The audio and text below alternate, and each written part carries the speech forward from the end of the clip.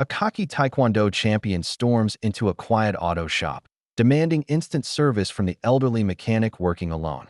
When the humble 67-year-old politely explains he's booked until Tuesday, the three-time state champion loses his mind, shoving tools around and terrorizing other customers. The arrogant punk challenges the soft-spoken old man to settle it, like real men, behind the shop, thinking he's found an easy victim to humiliate.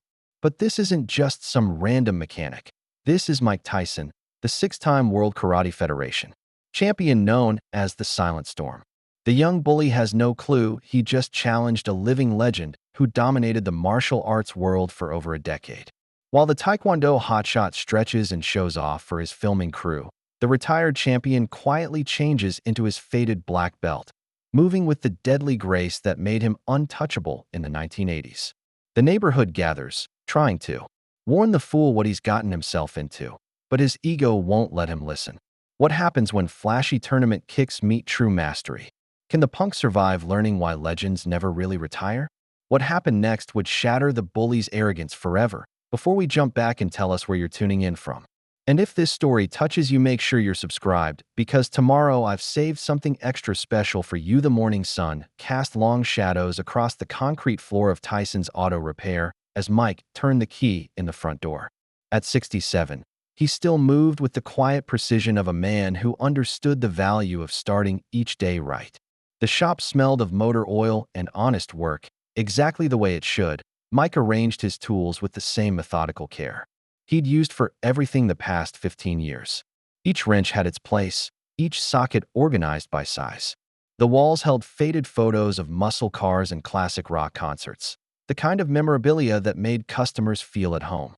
In one corner sat a small coffee pot that had seen better decades but still brewed a decent cup. The familiar rumble of Betty Kowalski's 1987 Buick LeSabre announced his first customer. The 74-year-old emerged from the powder blue sedan with a thermos of coffee and a paper bag that promised homemade cookies. "Morning, Mike."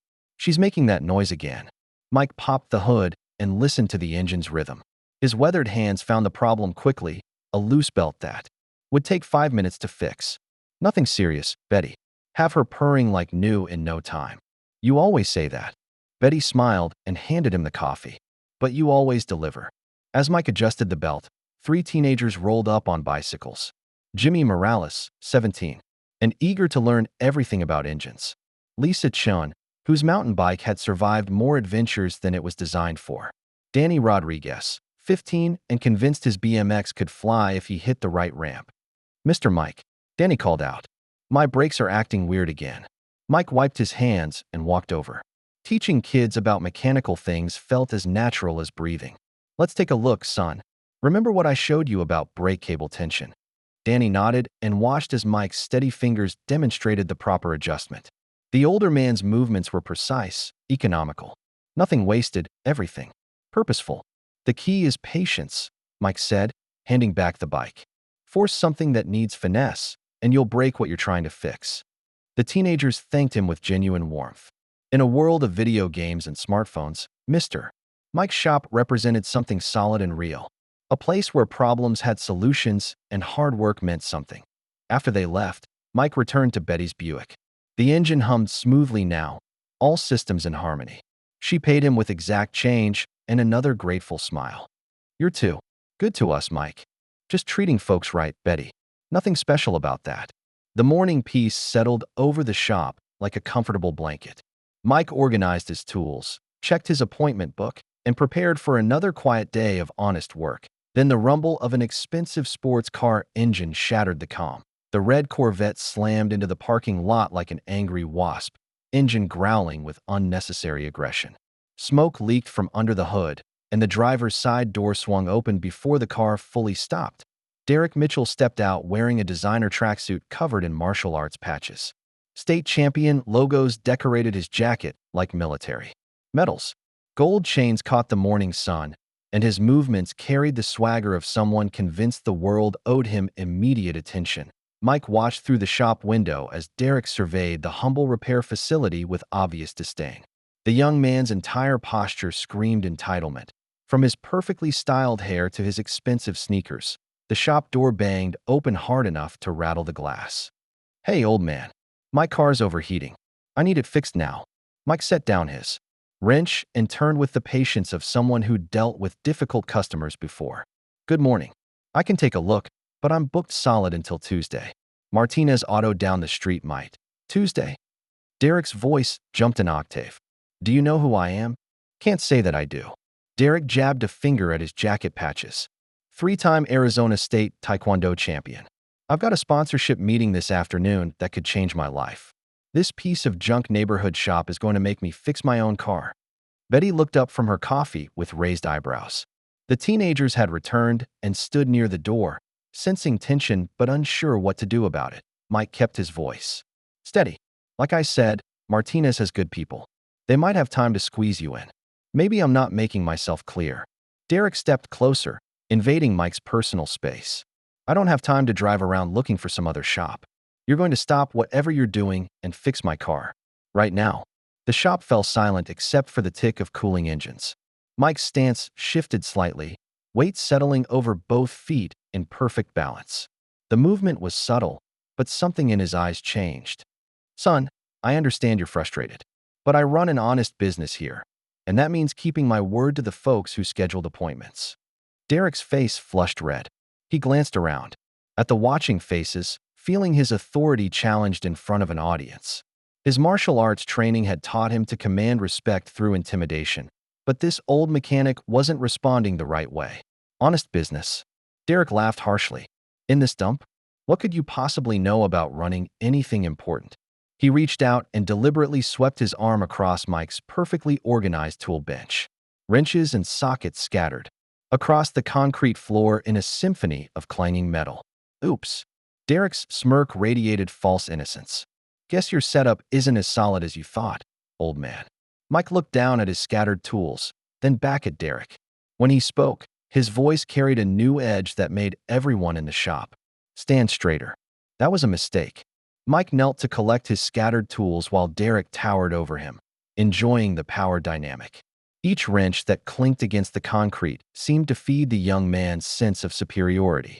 "Problem is," Derek continued, "your generation never learned about respect, about recognizing when you're dealing with someone important." Betty set down her coffee cup with a sharp click. The teenagers exchanged worried glances as more people gathered outside the shop, drawn by raised voices. Vietnam veteran Frank Sullivan pushed through the growing crowd, his weathered face taking in the scene with practiced eyes. At 71, he'd seen enough bullies to recognize one immediately. "Everything okay, Mike?" Frank's voice carried the authority of someone used to difficult situations. Derek spun around, sizing up the newcomer. "Everything's fine, Grandpa. Just waiting for the help here to do his job." "Maybe you should wait in your car," Frank suggested quietly. "Maybe you should mind your own business." Derek stepped toward Frank, close enough that his designer cologne clashed with the shop's honest smells of motor oil and metal. Mike rose from gathering his tools, movements controlled and deliberate. "Derek, I'm asking you politely to leave my shop. You can come back when you're ready to act like an adult." "Or what?" Derek grabbed a handful of Mike's work shirt and shoved him backward. "What are you going to do about it, old man?" The physical contact changed everything. Mike's entire posture shifted, weight dropping into a centered stance that looked natural but felt different. His hands remained at his sides, but something in his stillness suggested coiled energy waiting to be released. "Let go of me, son." Derek felt the change too, but misinterpreted it as fear. He'd used physical intimidation countless times in training, gyms and tournament venues. Older men always backed down when faced with his youth and conditioning. "I'll let go when I get what I came for." Derek's grip tightened on Mike's shirt. "See, this is what's wrong with your whole generation. No spine, no fight. Just roll over and let real men handle business." Frank Sullivan reached for his phone. "I'm calling the police." Derek's head snapped around. "Put that phone away, old-timer, unless you want to join your buddy here on the ground." The threat against Frank crossed a line that transformed Mike from patient shopkeeper to something else entirely. His voice, when it came, carried a quiet authority that made everyone freeze. "Derek," the word cut through the tension like a blade. "You've got one chance to walk away from this. Take your hands off me and leave my shop. Now." But Derek had gone too far to back down in front of an audience. His martial arts ego demanded he finish what he'd started. He couldn't let some old mechanic make him look weak. You know what, old man? Derek's voice rose with false bravado. You look like maybe you threw a punch once in your sad little life. How about we settle this like real men instead of hiding behind your rusty wrench? Set. The challenge hung in the air like smoke from Derek's overheated engine. Mike looked at the faces surrounding him, Betty's worried expression, Frank's knowing nod, the teenager's mixture of fear and hope. His community was watching, and some lines couldn't be crossed without consequences. Son, Mike said quietly, you really don't want to do this. But Derek was already past listening. Within minutes, Derek's entourage arrived like vultures drawn to roadkill. Marcus Thompson rolled up on a Harley, his kickboxing gym's logo stretched across a tank top that showcased arms thick as fence posts. Tony Ricci emerged from a lifted pickup truck, MMA shorts and attitude advertising his ground-fighting credentials.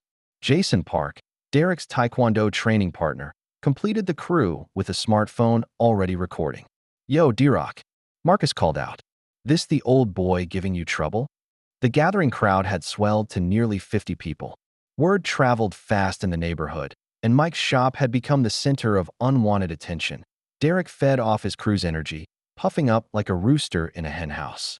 Boys, meet the toughest mechanic in Phoenix. He laughed at his own joke. Thinks he can school a state champion. Tony Ricci cracked his knuckles with theatrical flair. Should we just handle this for you, Derek? Nah, man. This is personal. Derek's eyes never left Mike. Besides, I want to give Grandpa here a fair shot. Stephanie Walsh pulled up in her Honda Civic, confusion and embarrassment written across her face as she took in the circus atmosphere. Derek, what are you doing? Teaching some respect, babe. Don't worry, it'll be over quick. Frank Sullivan stepped forward, his military bearing cutting through the chaos. Mike, you don't have to do this. But Derek was already setting terms. His crew filming every word for social media glory. Here's how it works, old-timer. We have ourselves a friendly little sparring match behind your shop. When I win, and I will win, you close this dump and find somewhere else to pretend you know about fixing cars. The neighborhood residents shifted uncomfortably. Several longtime customers had arrived, drawn by the commotion. And if Mike wins? Betty's voice cut through Derek's grandstanding like a knife. Derek's laugh was harsh and confident. If this fossil somehow gets lucky, I'll pay for everyone's car repairs this week. All of them. He gestured broadly at the crowd. What's that? Worth? 3 grand. 4. Murmurs rippled through the gathering. Several people owed money for recent repairs, and Derek's offer represented serious cash to families living paycheck to paycheck. Mike looked at the faces of his community. Jimmy, Lisa, and Danny had returned, standing with their parents now. Betty clutched her purse tighter. Frank's jaw was set with military determination. These people had become his family over 15 years of quiet service. They'd trusted him with their cars, their problems, sometimes their secrets. Now this arrogant kid was threatening to destroy the life Mike had built from guilt and genuine care. 15 minutes, Mike said quietly. Let me close up the shop. Properly. Derek's grin was predatory. Take all the time you need, old man. Won't change what happens next. As Mike methodically secured his tools and locked his cash register, Derek began an ostentatious warm-up routine. High kicks that whistled through the air, spinning techniques that drew gasps from younger spectators. His crew provided commentary. Like sports announcers, building hype for their champion. Dude's been training since he was 8, Jason narrated for his phone camera. 3 state championships, heading for nationals next month. Mike emerged from his shop wearing simple white GI pants and a black belt so faded and retied it looked like cloth held together by determination. No warm-up routine, no flashy demonstrations. Just quiet centering that somehow commanded more attention than Derek's athletic display.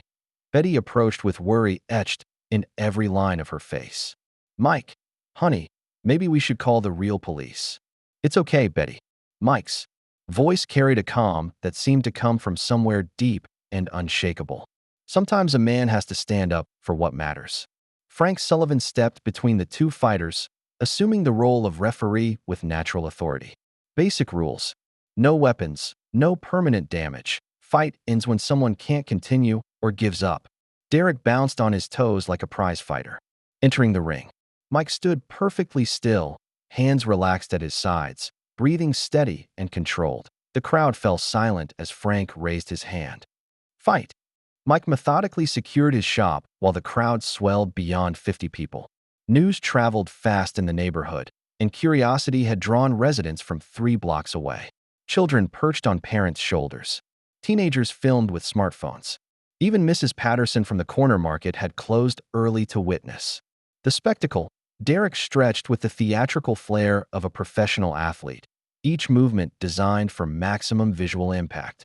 His roundhouse kicks sliced through the morning air with audible whooshes that drew appreciative gasps from younger spectators. When he snapped a practice board in half with a spinning heel kick, several people applauded. Dude's been training since he was 8, Jason narrated for his phone camera, circling Derek like a documentary filmmaker. 3 consecutive state championships. This is what elite-level Taekwondo looks like. Marcus and Tony provided color commentary, building their friend's legend for the growing audience. Social media notifications pinged constantly as videos spread across platforms, attracting viewers hungry for street fight content. Betty Kowalski pushed through the crowd with determination that belied her 74 years. Derek, honey, you seem like a nice boy under all that showing off. But you don't know what you're getting into. Derek paused mid-stretch, flashing his most condescending smile. Thanks for the concern, Grandma, but I think I can handle your friend. That's what I'm trying to tell you. Betty's voice carried the patience of someone explaining simple facts to a stubborn child. Mike's not just some mechanic. Sure, he's not. Derek resumed his warm-up routine, dismissing her words with theatrical eye rolls that drew chuckles from his crew. Frank Sullivan stepped beside Betty, his military bearing commanding attention. Son, I've seen real fighters. You're good, but you're about to learn there's levels to this game. Whatever helps you sleep at night, Grandpa. More longtime residents joined the warning chorus. Mr. Kowalski from the hardware store. Maria Santos, who brought her whole family for oil changes.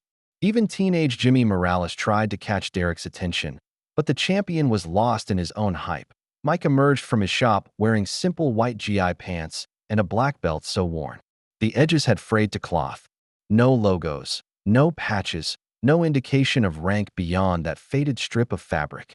To Derek's eyes, he looked exactly like what he'd expected, an aging amateur playing dress-up with outdated equipment. The transformation in Mike was subtle but unmistakable to those who knew him well. His posture straightened without seeming tense. His movements carried a different quality, like water finding its natural course. Betty and Frank exchanged knowing looks as their neighbor revealed glimpses of something long hidden. Frank Sullivan assumed the role of referee with natural authority, his voice cutting through the crowd noise. Gentlemen, basic rules. No weapons. No strikes intended to permanently disable. Fight ends when someone submits, can't continue, or I stop it for safety.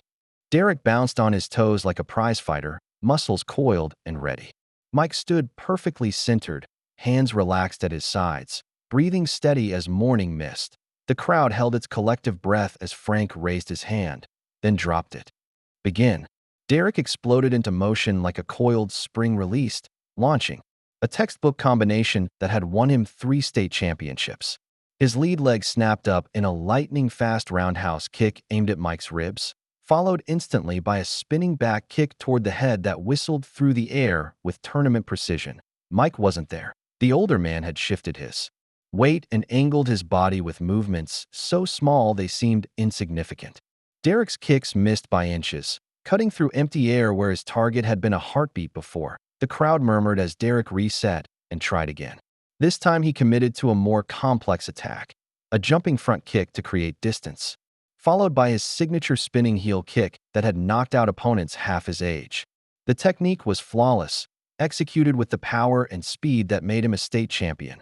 Mike sidestepped like he was avoiding a puddle. Come on. Derek's frustration bled through his voice. He'd never encountered defense like this.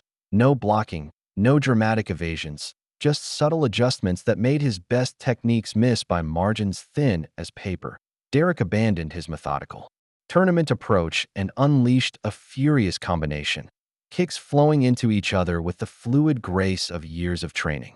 High kicks, low kicks, spinning attacks that had devastated sparring partners. each technique perfect in form and devastating in intent. None of them connected. Mike moved like he was dancing to music only he could hear. Small steps, weight shifts, barely perceptible movements that placed him exactly where Derek's attacks weren't. To observers, it looked like the young fighter was simply missing due to overenthusiasm, not superior defense. Derek's crew began offering loud encouragement that carried undertones of concern. "He's getting warmed up," Marcus called out. "Just playing with the old man," Tony added, though his voice lacked conviction. Derek paused, breathing hard from the aggressive assault. Sweat beaded on his forehead despite the cool morning air.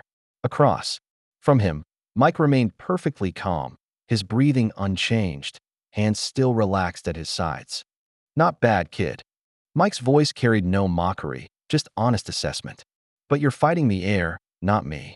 The words hit Derek like a physical blow. In all his years of competition, no opponent had ever remained so composed while avoiding his best techniques. His coaches had taught him that fight psychology was half the battle. Break your opponent's confidence and the body would follow. But Mike wasn't broken. He wasn't even breathing hard. Derek wiped sweat from his eyes and reassessed his opponent. The old man stood with the stillness of deep water, patient and unmovable. For the first time since issuing his challenge, Derek felt the cold touch of doubt. Maybe the old-timers in the crowd knew something he didn't. "Your turn to attack," Derek said, trying to sound confident while his mind raced through alternatives. Mike shook his head slightly. "I don't attack, son. I respond." The crowd pressed closer as Derek realized he was facing something entirely outside his experience.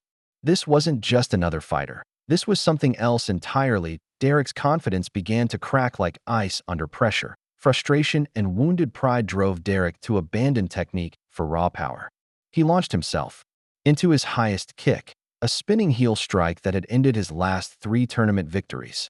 The rotation was perfect, his heel cutting through air with bone-breaking force aimed directly at Mike's temple. Mike stepped inside the spinning attack like he was walking through a doorway. In one fluid motion, his hands caught Derek's incoming leg with gentle precision, redirecting the young fighter's momentum instead of stopping it. Derek found himself guided through a complete revolution that ended with him on the concrete, held immobile by pressure points he didn't even know existed. The takedown was so smooth it appeared choreographed. No violence, no impact, just Derek's own force turned against him with surgical precision. Mike's technique combined karate's linear power with something that looked like Aikido's circular redirection, suggesting decades of study beyond any single discipline. The crowd erupted in gasps and murmurs of amazement. Derek's crew stopped their commentary, smartphone still recording, but their confidence shattered. Stephanie covered her mouth with her hands, finally understanding why the neighborhood residents had tried to warn them. Derek lay on the ground, physically unharmed but mentally reeling. The pressure point control didn't hurt, but it rendered him completely helpless. He'd trained with Olympic-level athletes and international competitors, but nothing in his experience had prepared him for what just happened. Mike's touch had been gentle but absolute. No strain, no effort, just perfect technique applied with the wisdom of someone who understood leverage, timing, and the human body's mechanical principles at a master's level. "Easy, son." Mike's voice carried genuine concern as he helped Derek to his feet. "Breathe through it. The shock will pass." Derek stood on unsteady legs, his worldview crumbling like a house of cards. Everything he believed about his own abilities, about age and youth, about the nature of fighting itself, had just been proven wrong in 10 seconds of perfect technique. "How?" The word came out as barely a whisper. Mike brushed concrete dust from Derek's tracksuit with fatherly care. "You've got real skill, Derek. Your technique is solid, your conditioning is excellent. But you're missing the most important part, which is understanding why you fight." Mike's eyes held no judgment, only teaching patience. "You fight to prove you're better than other people. That's not strength, that's insecurity with good marketing." Derek's crew stood in stunned silence, their phones capturing their leader's humiliation and transformation.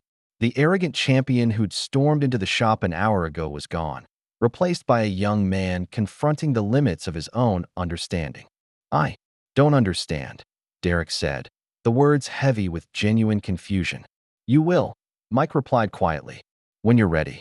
The crowd began to disperse, sensing the confrontation was over.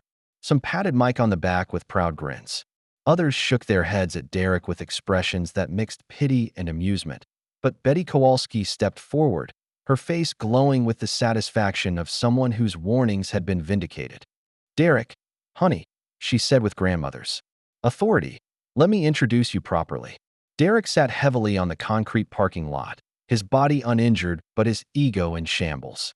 The gathering crowd buzzed with excitement and whispered speculation while his crew stood speechless, still processing what they'd witnessed through their phone cameras. Stephanie knelt beside him, checking for injuries that weren't there. "Are you hurt?"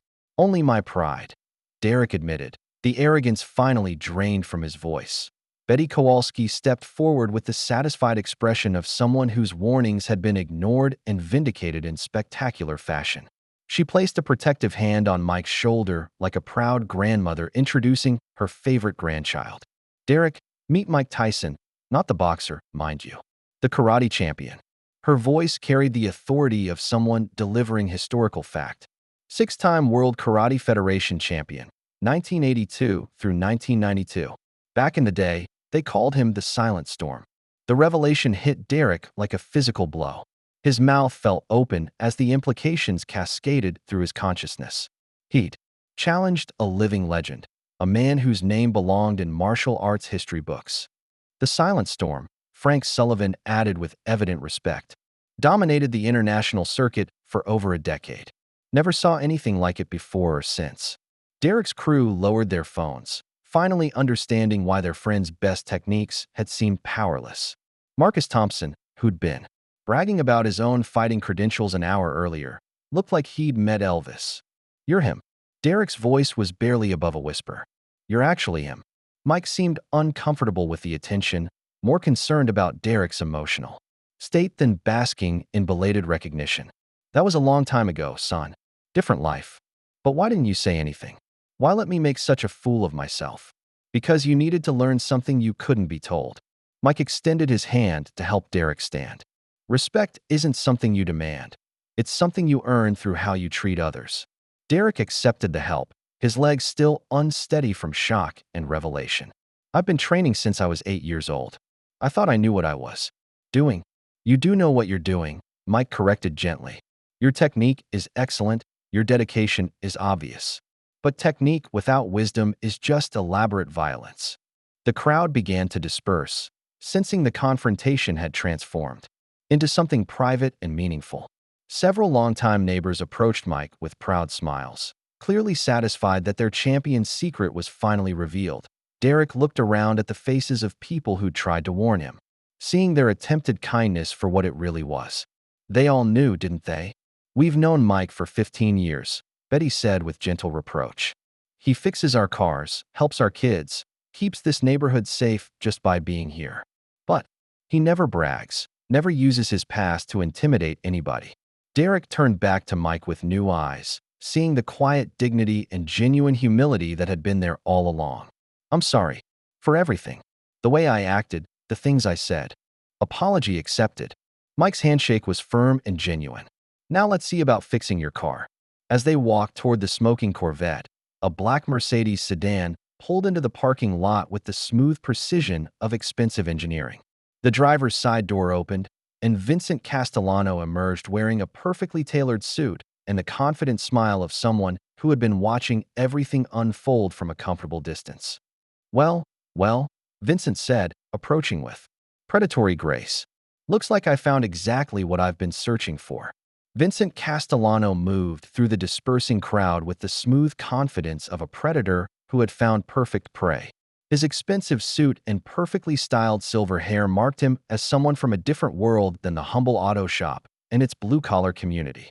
"Mike Tyson," Vincent said, extending a manicured hand. "Vincent Castellano, Yamamoto Martial Arts Corporation." That was quite a demonstration. Mike accepted the handshake with visible reluctance, his instincts immediately on guard. "Mr. Castellano, I take it you've been watching for a while. Long enough to confirm what I'd hoped." Vincent's smile carried the calculated warmth of a successful salesman. "I've been tracking you for over a year, Mike.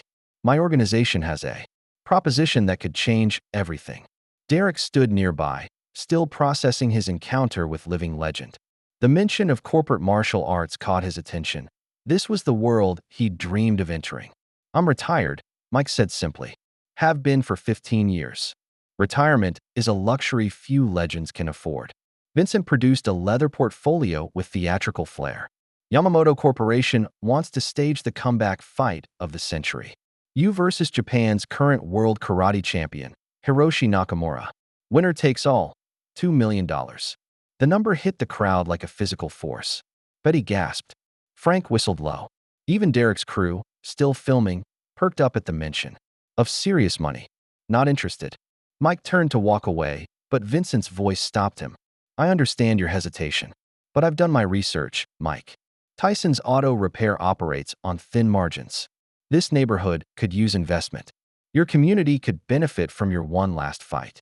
The subtle pressure wasn't lost on anyone present. Vincent had clearly studied more than Mike's fighting record. He knew about finances, community needs, and exactly which buttons to push. Derek found his voice. "Mr. Castellano, I'm Derek Mitchell, three-time state champion. If you're looking for fighters, I appreciate your enthusiasm, Mr. Mitchell, but legends aren't made through state tournaments." Vincent's dismissal was polite but absolute. There, forged in the furnace of world championship competition. Mike's discomfort with Vincent deepened by the second. Something about the man's polished exterior suggested carefully hidden predatory instincts. "The answer is no," Mike said firmly. "I closed that chapter of my life a long time ago." Vincent's smile never wavered as he handed Mike an embossed business card. "Think it over. Sometimes the past doesn't stay buried as neatly as we'd like." His eyes swept over the humble shop and surrounding neighborhood. Opportunities like this don't come twice.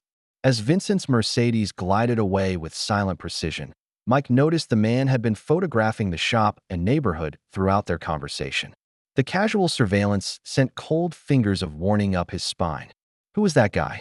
Derek asked, still staring after the departing car. "Trouble," Mike replied quietly, tucking the business card into his pocket without looking at it. The kind that doesn't take no for an answer. That evening, Mike sat alone in his shop office, staring at Vincent's business card under the harsh light of a desk lamp.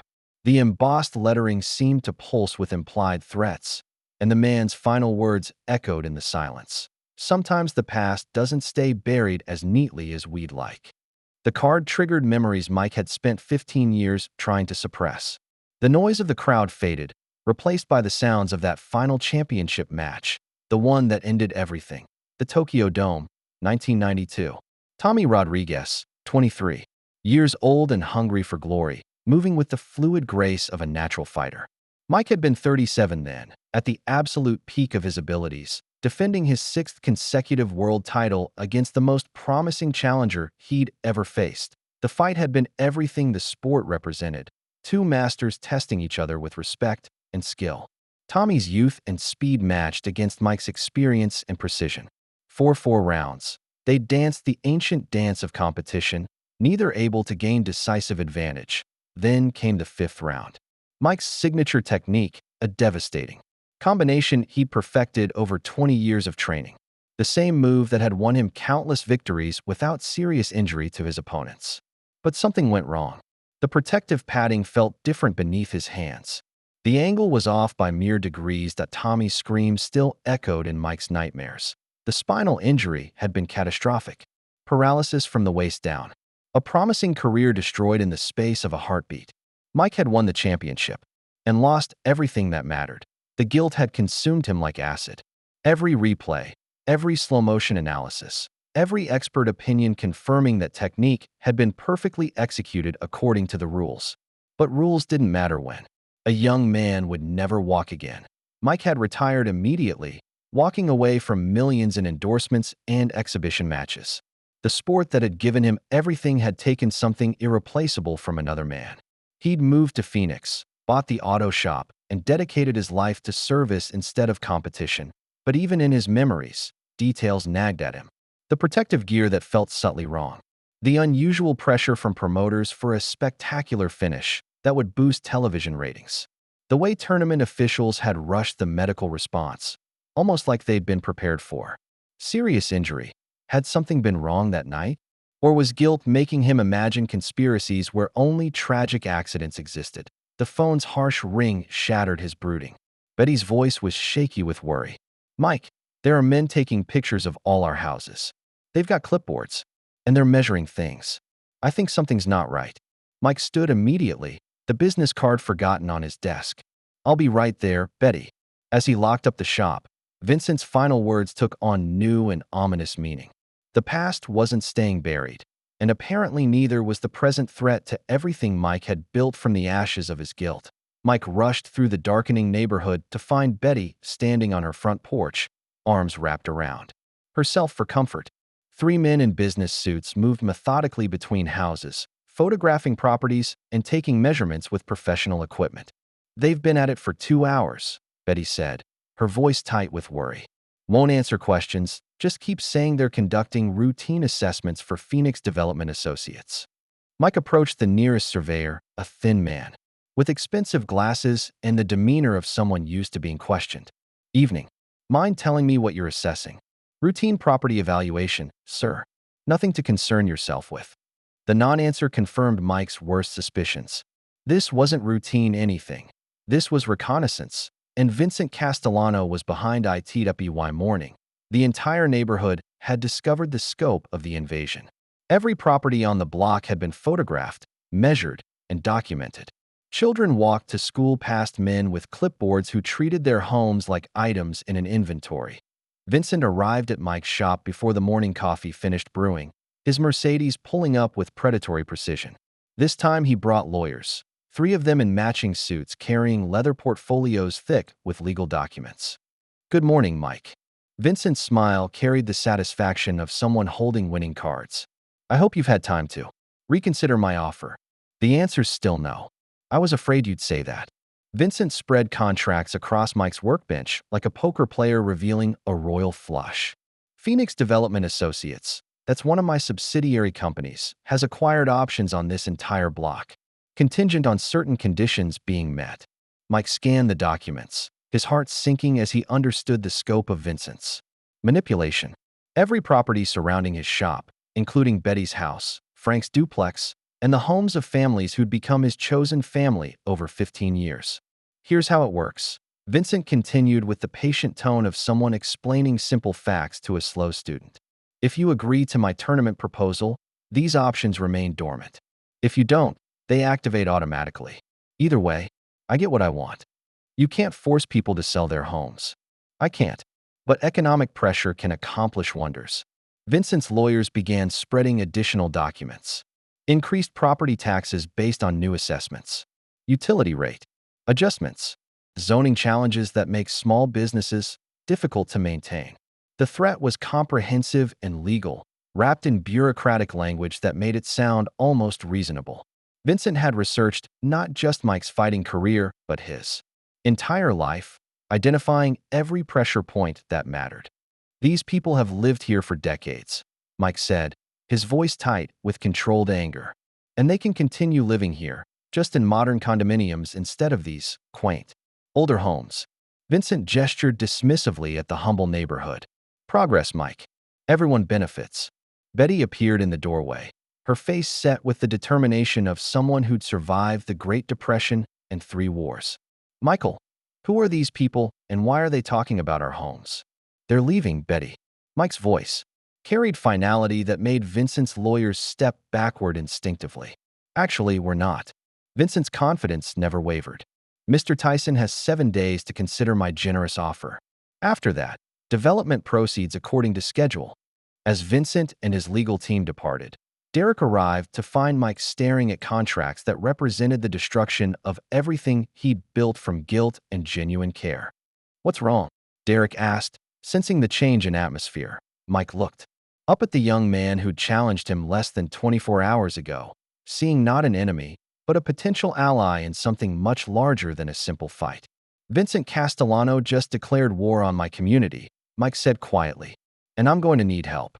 By noon, Derek had moved his training equipment from his apartment to Mike's garage. Heavy bags, focus mitts, and modern conditioning gear transformed the auto shop into an unlikely dojo where the smell of motor oil mixed with the sound of striking pads. The contrast was jarring. sleek carbon fiber equipment against vintage tool chests, contemporary training methods alongside traditional automotive craftsmanship. But somehow the combination worked, creating a unique atmosphere that attracted neighborhood attention. First lesson, Mike said, wrapping Derek's hands with practiced efficiency. Forget everything you know about competition fighting. Derek flexed his fingers, testing the wrap's tension.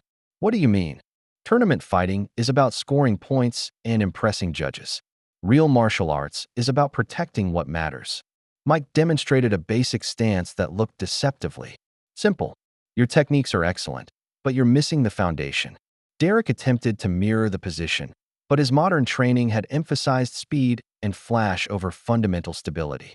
Mike adjusted his posture with gentle corrections that felt more significant than dramatic moves. Breathe from here. Mike placed a hand on Derek's diaphragm. Power starts with proper breathing, flows through centered structure, and ends with precise application. Everything else is just showing off. As they worked through basic forms, the teenagers began arriving after school. Jimmy, Lisa, and Danny watched with fascination as their neighborhood mechanic revealed layers of knowledge none of them had suspected. Can we learn too, Mr. Mike? Lisa asked. If your parents say it's okay. Mike's teaching instincts kicked in naturally. But real martial arts isn't about fighting. It's about discipline, respect, and protecting others. Betty arrived with coffee and homemade cookies, transforming the training session into an informal community gathering. Frank Sullivan contributed his military experience with physical conditioning routines, while other neighbors stopped by to offer support and ask questions. Derek found himself learning more than techniques. Mike's instruction included philosophy, breathing exercises, and meditation practices that modern sport fighting had abandoned. The traditional kata forms felt awkward at first, but Derek began sensing depths of knowledge hidden beneath simple movements. Why did you stop competing? Derek asked during a break. Mike's expression grew distant. Because I learned that winning isn't worth destroying someone's life. He didn't elaborate, but the pain in his voice suggested wounds that hadn't healed despite 15 years of community service. Derek's girlfriend Stephanie arrived with takeout dinner for everyone, her business background immediately recognizing the strategic challenge they faced. If Vincent controls this much property, he's got legal and financial resources we can't match directly. Then we don't fight him directly, Mike said quietly. We fight him the way we know how. As evening settled over the shop, Derek performed a kata that blended his Taekwondo training with Mike's traditional techniques. The combination was unique, modern athleticism guided by ancient principles, competitive fire tempered by wisdom and restraint. Mike watched with approval as his student began understanding that martial arts could be more than violence disguised as sport. Derek was learning to fight for something beyond personal glory. Vincent expects me to be the same fighter who retired in guilt 15 years ago, Mike said as they finished training. But I'm not that man anymore. And neither are you the same fighter who walked into my shop yesterday. Derek nodded, understanding. Finally dawning. This wasn't just about a tournament or prize money. It was about protecting a community and proving that traditional values still mattered in a world that had forgotten them. Outside, Vincent's surveillance teams continued documenting their every move, but the watched had become watchers themselves. The battle for the neighborhood was about to begin in earnest. 3 days of intensive training had transformed both teacher and student in unexpected ways.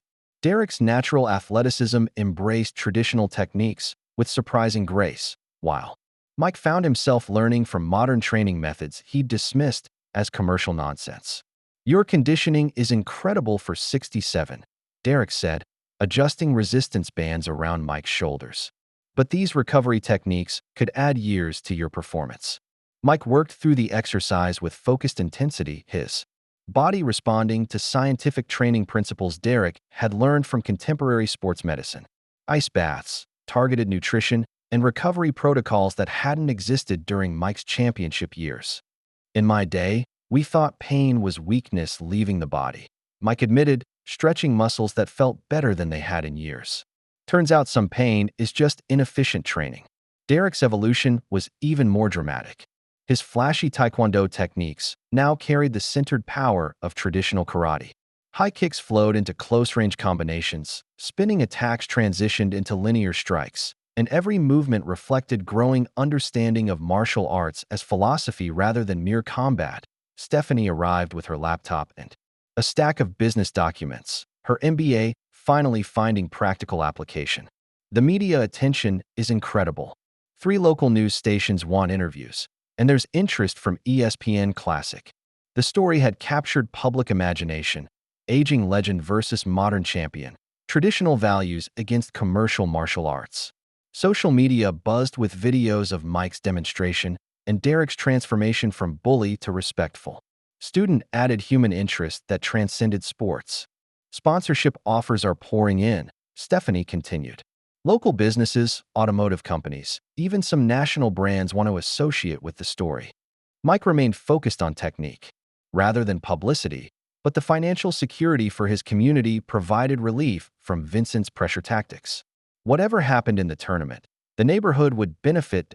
As evening approached, Mike performed a kata he hadn't attempted since his championship years. The form was complex, requiring perfect balance, precise timing, and spiritual centeredness that took decades to develop.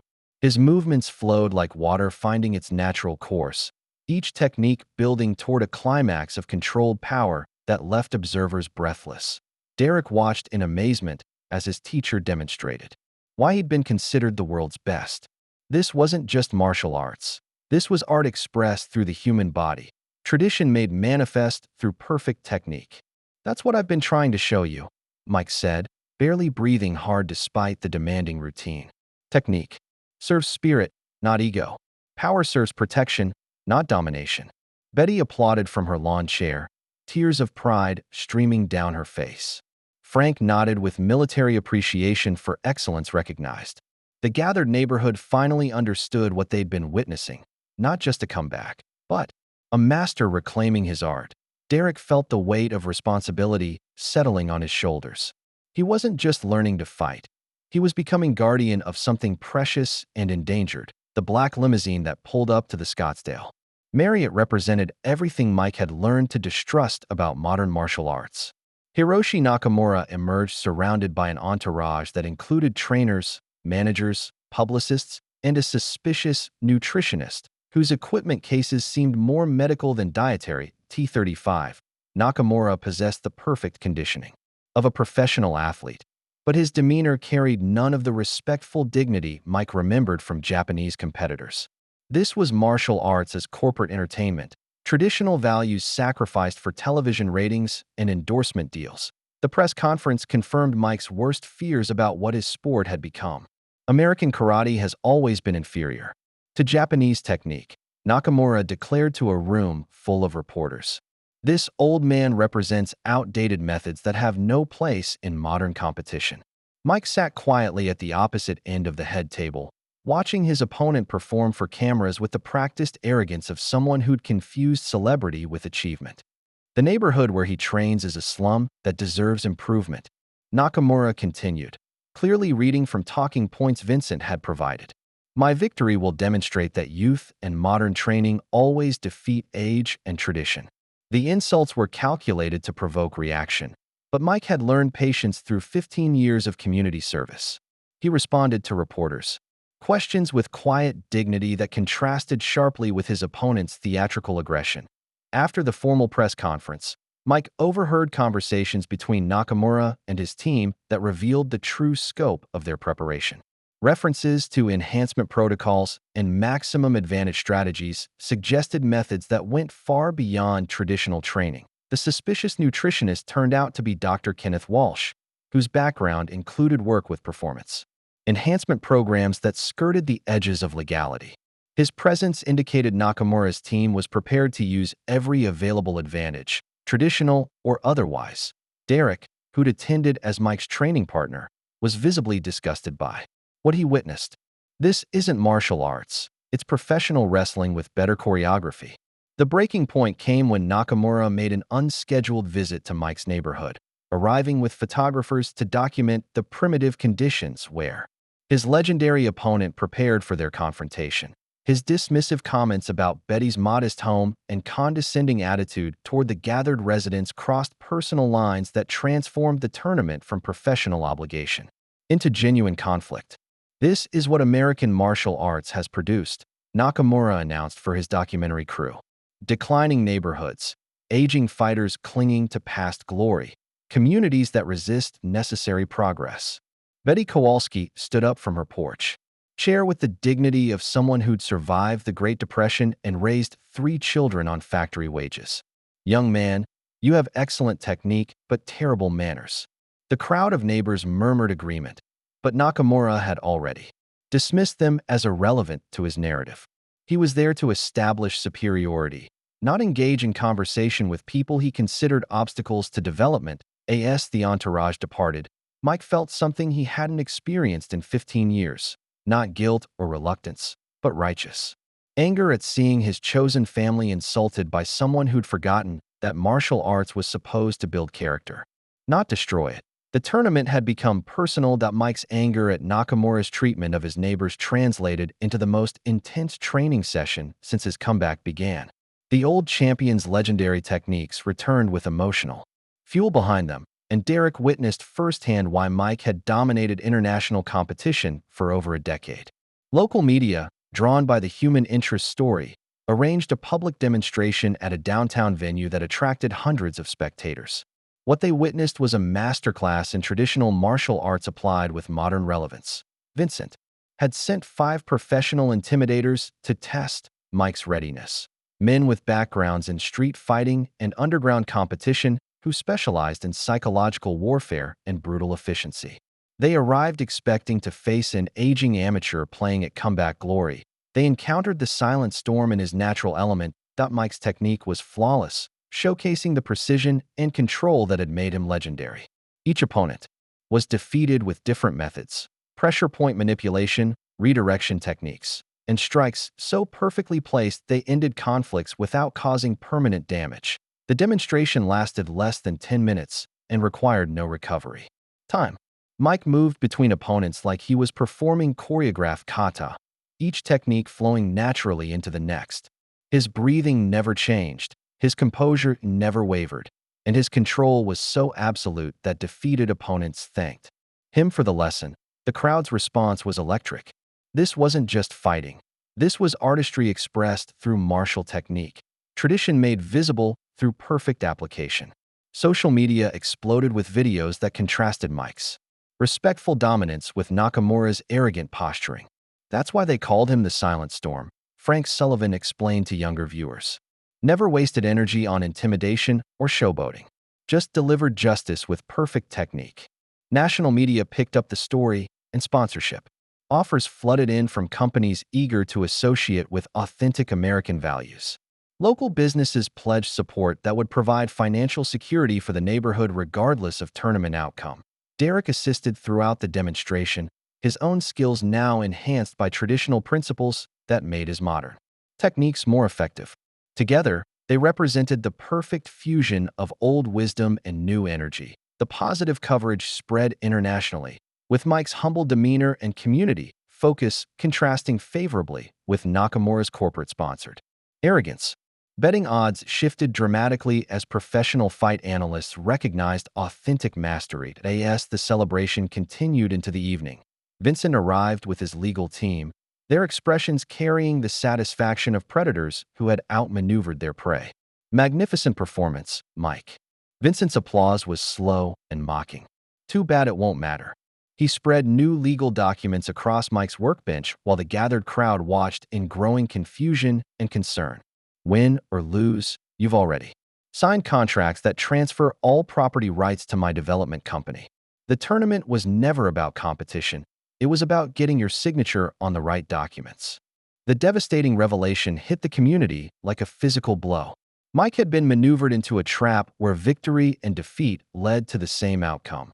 Vincent's complete control of their neighborhood. Vincent's contracts covered Mike's workbench like evidence of a perfectly executed con game.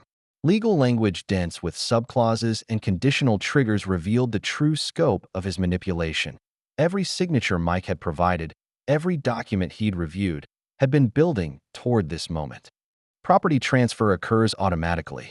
Upon tournament participation, Vincent explained with the patience of someone teaching basic concepts to children. Win, lose, or forfeit doesn't matter. Your signature activated clauses that take effect regardless of outcome. Mike scanned the documents with growing horror, recognizing his own handwriting on agreements he'd thought were simple liability waivers and media releases. Vincent's lawyers had buried property transfers in mountains of bureaucratic language. That would have challenged experienced attorneys. Betty Kowalski stepped closer, her face pale with understanding. You mean our homes will become part of a modern residential development that benefits everyone? Vincent finished smoothly. Progress sometimes requires sacrifice from those who can't see the bigger picture. Derek's crew had been filming the confrontation, capturing the community's growing desperation as they realized the scope of their legal trap. Stephanie rapidly reviewed documents on her laptop, her business training insufficient for Vincent's corporate-level manipulation. This is fraud, she said, but her voice lacked conviction. The contracts appeared technically legal, just buried in complexity that had hidden their true purpose. Vincent's smile carried the satisfaction of someone who'd planned every contingency. I prefer strategic misdirection. Everything was disclosed in the appropriate legal language. The true horror deepened as Vincent revealed photographs of neighborhood residents going about their daily routines. Betty watering her garden, the teenagers walking to school, Frank Sullivan checking his mail. The surveillance had been comprehensive and intimate. Insurance against poor decision-making, Vincent explained as he displayed the photos. Accidents happen when people make wrong choices. Elderly residents slip and fall. Teenagers encounter dangerous traffic situations. Military veterans sometimes have episodes related to their service. The threats were crystal clear despite never being stated directly. Vincent had researched every resident's vulnerabilities and prepared contingencies that would ensure compliance regardless of legal outcomes. Mike felt the walls closing in around everything he'd built from guilt and genuine care. Fighting honorably meant his community suffered. Throwing the fight meant betraying everything he represented. Either path led to Vincent's victory and his neighbor's destruction. You have 48 hours until the tournament, Vincent said, collecting his documents with theatrical precision. I suggest you use that time to consider what matters most, personal pride or community safety. As Vincent's legal team departed, the gathered neighborhood stood in stunned silence, watching their world crumble around legal technicalities they'd never imagined could be weaponized against them. Then the sound of wheelchair tires on concrete cut through the despair that a van had pulled up outside the shop, and a man was transferring from the driver's seat to a wheelchair with practiced efficiency. As he approached through the crowd, Mike's face went white with recognition and 15 years of suppressed guilt. Tommy Rodriguez, 38 years old and paralyzed from the waist down, rolled toward the man whose technique had ended his walking career and changed both their lives forever. Tommy Rodriguez wheeled himself through the stunned crowd with the quiet dignity of someone who'd learned to navigate the world from a different perspective. His presence represented Mike's greatest shame and deepest guilt. The promising young fighter whose career and mobility had been destroyed at the peak of both their achievements. The neighborhood held its collective breath, expecting confrontation or condemnation. Instead, Tommy's face broke into a genuine smile as he approached the man who'd haunted his nightmares and funded his recovery. Hello, Mike. What happened next shattered every assumption about guilt, forgiveness, and the true meaning of responsibility. Tommy Rodriguez opened his arms and embraced Mike Tyson with the warmth of a long-lost brother. Tommy, Mike's voice broke with 15 years of suppressed emotion. I'm so sorry. Every day I've been. Stop. Tommy's grip was firm and certain. You saved my life, Mike. Not destroyed it, saved it. The crowd pressed closer, confused by this reversal of expected narrative. Mike had carried crushing guilt for 15 years, but Tommy's expression held only gratitude and respect. The monthly checks, Tommy continued, his voice carrying across the silent gathering. 15 years of anonymous support. Medical bills, physical therapy, education, everything I needed to build a new life. You think I didn't know who was sending them? Mike's secret philanthropy was finally revealed. While he'd punished himself with exile and self-imposed poverty, he'd been ensuring Tommy's medical care and educational opportunities through careful, anonymous donations. I became a physical therapy advocate because of what you taught me, Tommy explained to the amazed audience. Not through fighting, but through taking responsibility. I help disabled athletes now. dozens of them, funded entirely by your generosity. Betty wiped tears from her eyes, finally understanding why Mike had lived so modestly despite his legendary status. Every dollar that could have improved his own life had gone to caring for someone he believed he'd wronged. But the fight, Mike said, his voice heavy with remembered trauma. Your injury wasn't your fault. Tommy's words cut through 15 years of artificial guilt like a sword through silk. I've spent years investigating what really happened that night, Mike. Vincent Castellano's organization sabotaged your equipment. They weakened the protective padding to ensure a spectacular finish for television ratings. The revelation hit Mike like a physical blow. His technique hadn't failed. It had been betrayed by criminals who'd manufactured tragedy for profit. Tommy reached into his wheelchair's side bag and produced a thick folder of documents. 15 years of evidence, Mike. Financial records, witness statements, technical analysis. You were as much a victim that night as I was. Mike stared at the evidence of his stolen guilt, understanding finally dawning that his exile had been built on lies carefully constructed by Vincent's criminal enterprise.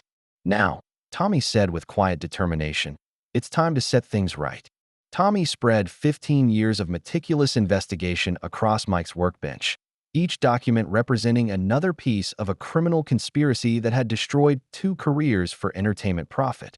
Financial records, technical reports, and witness statements painted a picture of systematic corruption that reached back decades. The protective gear that night was sabotaged, Tommy explained, pointing to engineering analysis that showed deliberate weakening of crucial safety components. Vincent's people replaced regulation padding with substandard materials designed to fail under impact. Mike studied the technical reports with growing rage, seeing proof that his accident had been manufactured by criminals who'd bet against fighter safety for television drama and illegal gambling profits. They needed a spectacular finish to boost ratings and betting handle. Tommy continued. 2 rising champions destroying each other meant maximum profit from multiple revenue streams. The evidence was comprehensive and damning. FBI financial crimes investigators had helped Tommy trace money trails connecting Vincent to illegal gambling operations, fight fixing, and insurance fraud spanning multiple decades. Mike and Tommy had been just 2 victims in a systematic criminal enterprise. Dr. Walsh, Nakamura's nutritionist, was involved in the original conspiracy, Tommy revealed. His performance enhancement programs weren't just for this tournament. He's been destroying fighters with chemical manipulation for 20 years. Derek listened with growing horror as he realized the scope of Vincent's corruption. This means Nakamura is another victim, Tommy confirmed. His family in Japan has been threatened with financial ruin if he doesn't comply with Vincent's enhancement program. The drugs are killing him slowly, but he has no choice. Mike's transformation was complete, from guilt-ridden exile to righteous protector. His protective instincts, refined through 15 years of community service, now had worthy targets and clear moral purpose. Federal agents are ready to move against Vincent's entire organization, Tommy explained. But they need the tournament to proceed as scheduled to catch all the conspirators in the act. Stephanie looked up from her laptop, her business training finally grasping the legal implications. This means Mike has to fight, knowing it's a trap. Not a trap, Mike corrected, his voice carrying new authority. Justice. Vincent used my honor against me for 15 years. Now we use his greed against him. Tommy's evidence included recordings of Vincent's associates discussing the original sabotage, financial records showing payouts to corrupt officials, and technical specifications proving the equipment failures were deliberately engineered. The beautiful irony, Tommy said with quiet satisfaction, is that Vincent's need to document everything for tax purposes and legal protection created the evidence trail that will destroy him. Mike felt 15 years of artificial weight lifting from his shoulders. The guilt that had driven him into exile, the self-punishment that had shaped his humble service to others, had been built on lies manufactured by the same criminals now threatening his adopted community. Nakamura knows about the family threats. Mike asked. He's desperate to escape, but sees no alternative. Vincent's organization has destroyed so many fighters through coercion and chemical enhancement that rebellion seems impossible. Mike looked at his community, Betty's hopeful expression, Derek's growing understanding, Frank's military readiness for action. They were no longer victims of Vincent's manipulation, but allies in exposing systematic corruption. Then we give him an alternative, Mike said with quiet determination. We save them all. Derek coordinated the community response with military-like precision, his phone buzzing constantly as he reached out to martial arts instructors, tournament officials, and media contacts across the Southwest. The revelation of Vincent's criminal conspiracy had transformed their local fight into something much larger. Every legitimate martial arts school in 3 states is talking about this, Derek reported, scrolling through messages of support. They want Vincent's organization exposed and Nakamura freed from the coercion. Tommy worked directly with FBI agents who'd been investigating Vincent's network for months.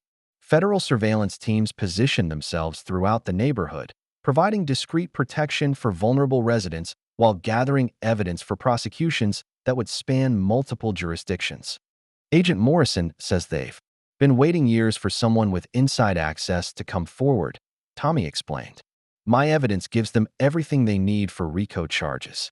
Mike's training shifted from physical conditioning to psychological preparation for the most complex fight of his career. He would face an opponent who was simultaneously enemy and victim, enhanced by chemicals but constrained by family threats. Representing everything wrong with modern martial arts while being trapped by the same criminals Mike had unknowingly served. Nakamura's natural technique is world-class, Derek observed during their planning session. But the enhancement drugs make him faster and stronger at the cost of control and judgment. Frank Sullivan provided tactical analysis based on his military experience with combat under unusual circumstances. If he's chemically enhanced but psychologically unwilling, that creates vulnerabilities you can exploit without causing permanent harm. The media war intensified as news organizations picked up the story of systematic corruption in professional martial arts. Mike's humble comeback narrative contrasted sharply with revelations of criminal conspiracy, creating public sympathy that Vincent couldn't counter through his usual propaganda methods. Local television stations ran exposés about property development, schemes targeting established neighborhoods. The combination of sports corruption and community destruction created a perfect storm of negative publicity that reached national audiences. Stephanie coordinated business support that would protect the neighborhood regardless of legal outcomes. Win or lose, we've got enough sponsorship commitments to buy out Vincent's property options and fund community development on our own terms. As evening fell, an unexpected visitor arrived at the shop. Hiroshi Nakamura appeared alone, having evaded his handlers to deliver a desperate warning about the true scope of Vincent's backup plans. They have photographs of your neighbor's daily routines, he said in heavily accented but precise English.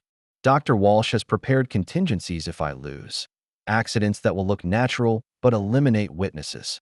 Mike studied his opponent's face, seeing not arrogance, but genuine fear for innocent people caught in Vincent's web of manipulation. How long have they been threatening your family? Mike asked. 3 years. My father's business, my sister's children. They own everything I care about. Nakamura's composure cracked slightly. I never wanted to become what I am now. Derek stepped forward with the understanding of someone who'd experienced personal transformation. You don't have to stay what you became. Tomorrow, we break the cycle. Mike extended his hand to his opponent, not as challenger to champion, but as one victim helping another escape their shared tormentor. Tomorrow we fight, Mike said, but not each other. Tournament day dawned with massive media coverage and federal agents positioned throughout the venue disguised as spectators, vendors, and technical staff. The Phoenix Convention Center buzzed with energy from 3,000 ticket holders who believed they were witnessing a simple comeback fight between aging legend and modern champion. They had no idea they were about to see justice served. Mike entered the arena through crowds of supporters from his neighborhood, Betty wearing her best dress, Frank in his military dress uniform, the teenagers carrying homemade signs. Their presence transformed the corporate-sponsored event into a community celebration of authentic values. Nakamura's entrance was professional but hollow, his enhanced physique obvious to anyone who understood natural human limitations. Dr. Walsh hovered nearby with medical equipment that seemed more suited to emergency intervention than routine support. As the fighters entered the ring, Mike could see the chemical enhancements effects on his opponent. Nakamura's movements were faster and more powerful than human conditioning should allow, but his eyes carried the haunted look of someone trapped by forces beyond his control. The opening bell released Nakamura like a caged animal. His first combinations displayed speed and power that exceeded natural human capability, forcing Mike to use every defensive technique he'd ever learned. Kicks that should have been impossible to execute landed with bone-jarring force. Mike's defense was perfect, but barely sufficient. Nakamura's enhanced abilities pushed the boundaries of what technique alone could counter. Each blocked strike sent shockwaves through Mike's arms, and each evasion required split-second timing that left no margin for error. "He's faster than I expected," Derek muttered from ringside, filming everything for the federal investigators. The crowd gasped as Nakamura's spinning heel kick shattered a wooden support post when Mike evaded at the last instant. The destruction was spectacular but uncontrolled, exactly what the enhancement drugs were designed to produce. Mike began to notice patterns in his opponent's artificially enhanced aggression. The chemicals made Nakamura faster and stronger, but they also disrupted the natural rhythm and control that had made him a legitimate world champion. His attacks were devastating but increasingly wild as the first round progressed. Nakamura's breathing became labored despite his enhanced conditioning.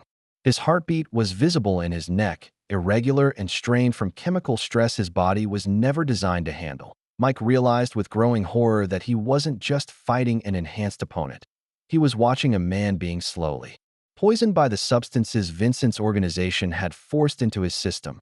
The enhancement drugs weren't just giving Nakamura artificial advantages. They were killing him, and Vincent was betting on exactly that outcome. As the second round began, Nakamura's drug-induced aggression reached dangerous levels. His attacks became increasingly wild and uncontrolled, powered by chemical enhancement that was pushing his cardiovascular system beyond safe limits. Sweat poured from his face despite the arena's air conditioning, and his breathing had become ragged gasps between combinations. Mike realized he was no longer fighting a martial arts competition. He was witnessing a medical emergency in progress. "His heart rate is too high," Mike called to the referee during a brief break. "Something's wrong." But the official had been paid to ignore safety concerns, focused only on delivering the spectacular violence Vincent's organization had promised. Television audiences and illegal betting operations.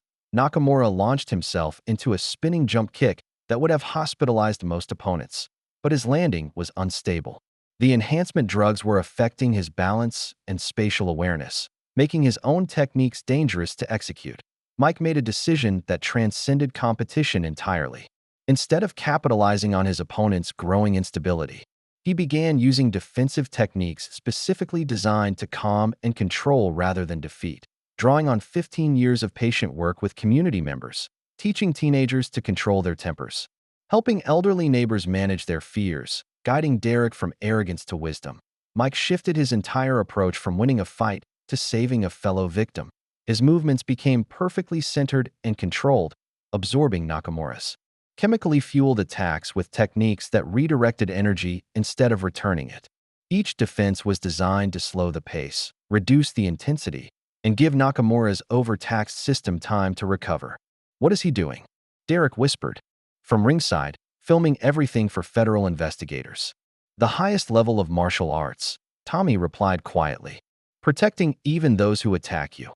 Mike's technique transcended sport entirely, reaching the level where martial arts became healing art.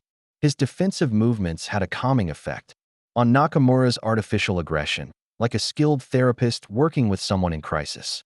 Gradually, Nakamura's breathing began to stabilize.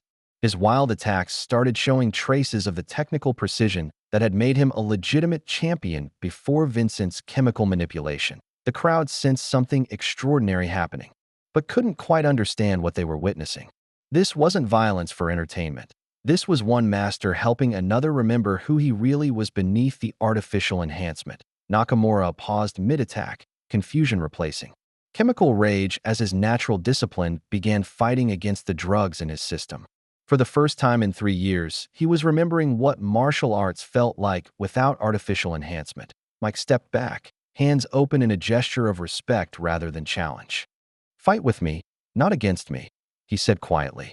"Show them who you really are." Nakamura's eyes cleared as his true nature emerged from beneath the chemical fog. With Nakamura's natural discipline restored, something unprecedented happened in professional martial arts competition. The two fighters began moving together rather than against each other, their techniques flowing in perfect harmony as they demonstrated what authentic competition could look like. The crowd fell silent as Mike and Nakamura engaged in what appeared to be carefully choreographed kata, but was actually spontaneous martial arts expression at the highest level. Each technique was answered with appropriate counter-technique, creating a dialogue and movement that transcended language and cultural barriers. Nakamura's relief was visible as he rediscovered the joy of technique executed with precision rather than artificial power. His movements regained the fluid grace that had made him a legitimate world champion, now enhanced by wisdom gained through suffering rather than chemical manipulation. "This is what competition should be," Mike said between exchanges, his breathing steady and controlled despite the intense activity. Two masters sharing knowledge, not destroying each other for entertainment. The demonstration was so skillful and respectful that even casual observers recognized they were witnessing something special. This wasn't just fighting, this was art, expressed through the human body. Tradition made visible through perfect technique. Vincent's organization realized their control had been completely shattered. From his ringside seat, Vincent began gesturing frantically to Dr. Walsh, who prepared a syringe containing emergency chemicals designed to restore Nakamura's artificial aggression. But federal agents, positioned throughout the venue, moved simultaneously. Dr. Walsh found himself surrounded by FBI personnel as his medical bag was seized as evidence. Vincent's other associates were arrested in coordinated actions that had been planned for months. "This is impossible," Vincent snarled, rising from his seat as his entire operation collapsed around him. "You can't stop what's already in motion." His final desperate move was to signal backup enforcers stationed in the crowd, men prepared to create chaos that would allow key conspirators to escape in the confusion. But Vincent had underestimated the community that had gathered to support Mike. Frank Sullivan's military training, Derek's crew's athletic abilities, and the neighborhood's protective instincts for their champion created an improvised security force that federal agents hadn't anticipated. When Vincent's thugs began moving toward the ring, they encountered not helpless spectators, but organized resistance from people who'd learned the value of protecting what mattered. Mike and Nakamura continued their demonstration, now representing not just martial arts excellence, but community triumph over corporate exploitation. Their techniques had transcended competition entirely, becoming a celebration of everything martial arts was supposed to represent. "Ladies and gentlemen," the ring announcer said, his voice carrying amazement rather than typical sports hyperbole, "you are witnessing something that may never be seen again. Two masters showing us what martial arts can be when practiced with honor and respect." The crowd erupted in appreciation as Vincent was led away in handcuffs, his criminal enterprise finally exposed and destroyed by the very values he'd tried to corrupt for profit. Justice had been served through perfect technique and authentic competition. Vincent's arrest marked the culmination of the most comprehensive martial arts corruption investigation in FBI history. Federal agents moved throughout the venue with military precision, apprehending conspirators who'd spent decades manipulating fighters in tournaments for illegal profit. Dr. Walsh's medical equipment revealed the true scope of the enhancement program. Chemical cocktails designed not just to improve performance, but to ensure dramatic physical breakdowns that would boost television ratings and betting handles. The callous calculation of human suffering for entertainment profit shocked even experienced federal investigators. 12 fighters hospitalized, for permanently disabled, 2 deaths, Agent Morrison read from his preliminary report, all attributed to training accidents or natural complications until Tommy Rodriguez started connecting the patterns. Nakamura, freed from 3 years of chemical manipulation and family threats, assisted federal agents by providing detailed testimony about coercion methods used throughout Vincent's network.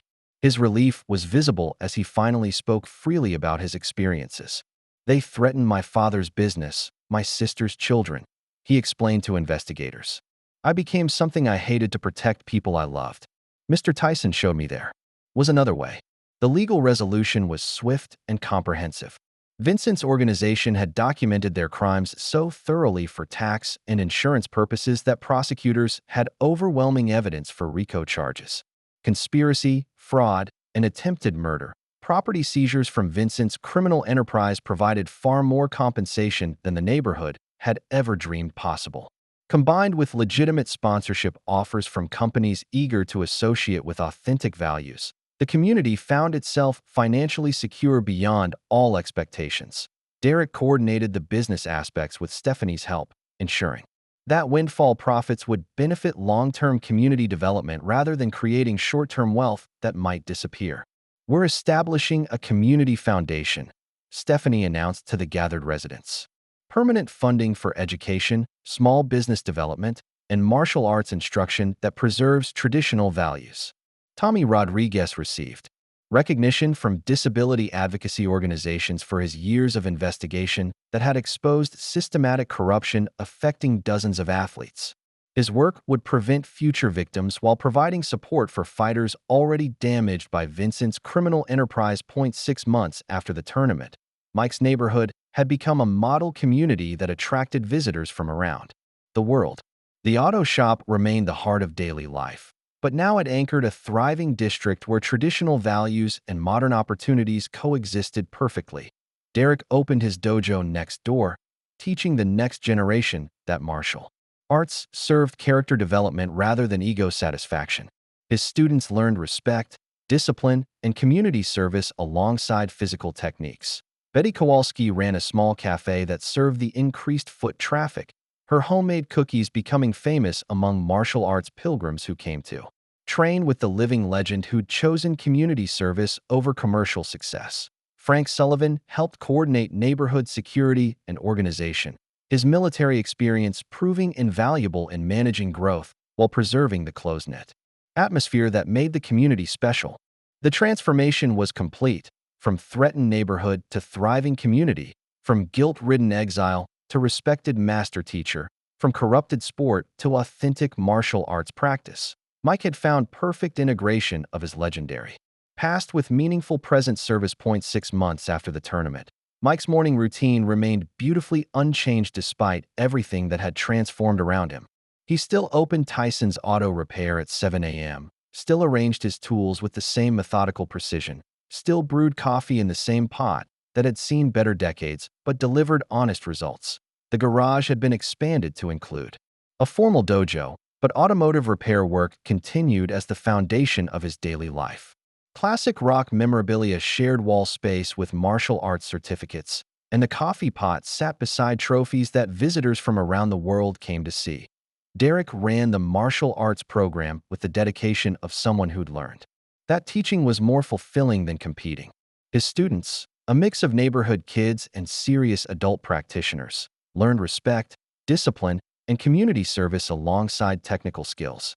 "Remember," Derek told his morning class, "technique serves character, not ego. Master Mike taught me that strength used for others is the only strength worth having."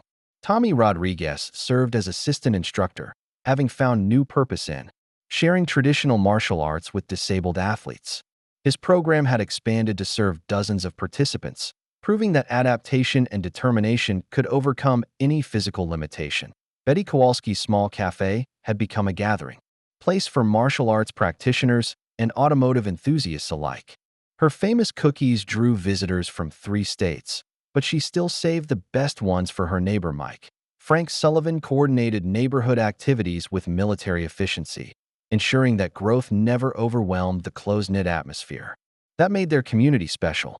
His morning security briefings had become coffee conversations about maintaining authentic values in a changing world. The transformation was perfect, but not overwhelming. Modern opportunities enhanced traditional life rather than replacing it. Success had been measured not in individual achievement, but in collective prosperity and authentic relationships. Mike finished checking the oil in Betty's Buick, now running better than it had in 20 years thanks to the expansion of his shop's capabilities, and stepped outside to survey his domain. The neighborhood bustled with healthy activity. Children walked safely to school past businesses that served their community's needs. Adults pursued meaningful work that contributed to collective prosperity. Teenagers learned from elders who'd earned respect through service rather than demanding it through intimidation. As Mike returned to his workbench, organizing tools for another day of honest work, the familiar rumble of an expensive engine announced a new arrival. This time, however, the sports car parked carefully and respectfully, its driver emerging with obvious deference. The young man approached with proper martial arts etiquette, bowing formally before speaking. Master Tyson, I'm David Shun. I've driven from San Francisco to request instruction in traditional karate. Mike studied the respectful young fighter, seeing genuine desire to learn rather than arrogant demands for immediate gratification. The student's demeanor suggested he understood that authentic martial arts began with humility and service to others. What can I help you with today? Mike asked, ready to teach another lesson about strength, wisdom, and the true meaning of community service. The cycle continued, but now it carried forward authentic values rather than commercial corruption. Master and student, tradition and innovation, individual excellence serving collective good. The Silent Storm had found perfect peace. If you liked the story, please watch another story on our channel and subscribe to the channel.